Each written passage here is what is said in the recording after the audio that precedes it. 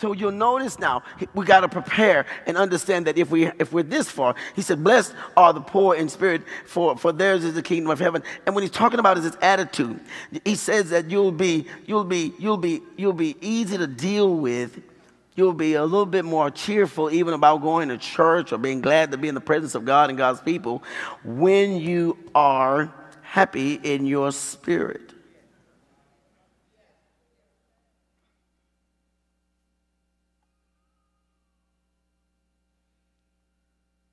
That's what I thought. But he says, you're happy or blessed when you're at the end of your rope. I kept overreading that. That's a biblical mistake. It's got to be. Blessed are the poor in spirit.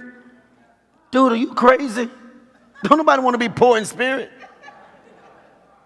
You ever read something in the Bible and in your mind converted it? It just went right over that. And I can see Jesus said, you're happy when you're poor. Blessed when you're poor in spirit. Poor in spirit means that you realize that you're spiritually dead.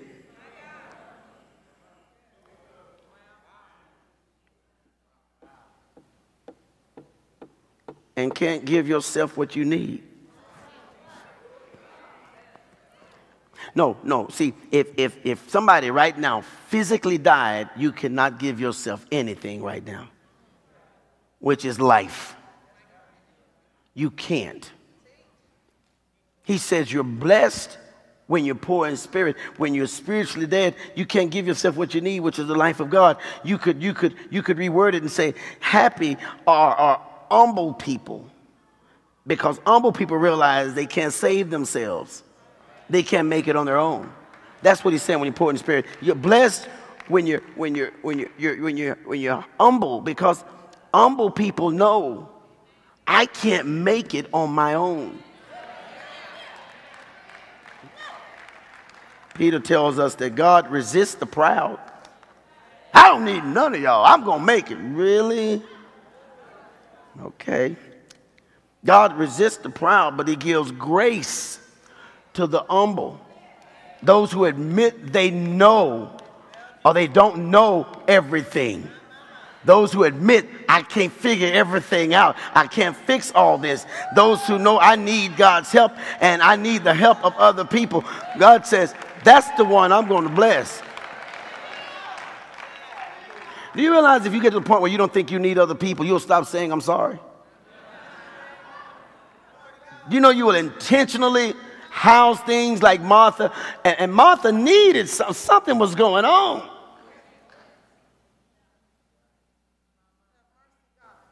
And I'm going slow because I need this one to sink in. God's grace is what he gives us. And we've learned over and over again that that's undeserved favor. But who does he give that to? The humble.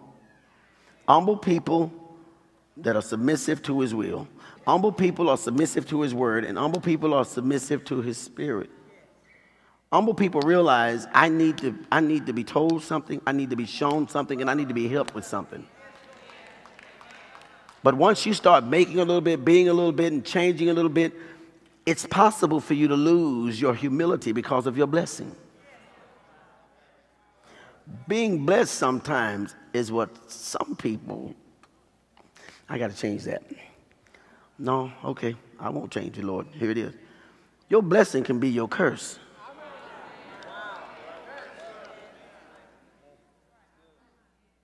Oh, no, you're blessed now. You don't need to come down here. Remember when you were one of them dumb people that prayed in front of people?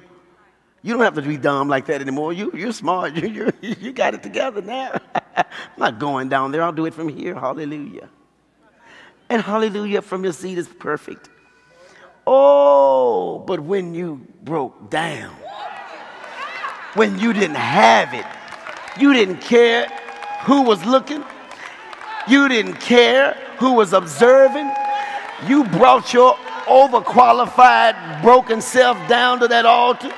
You laid on your face. You didn't care if your lipstick smeared, if your wig was too long, if your skirt was too tight, if your breeches was too short. You came down there because you submitted to him and said, Lord, just as I am, without one plea, I need you.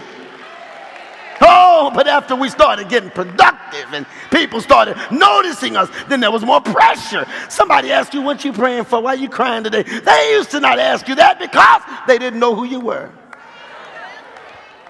But when you started to progress and you started to be somebody, folks started to notice you.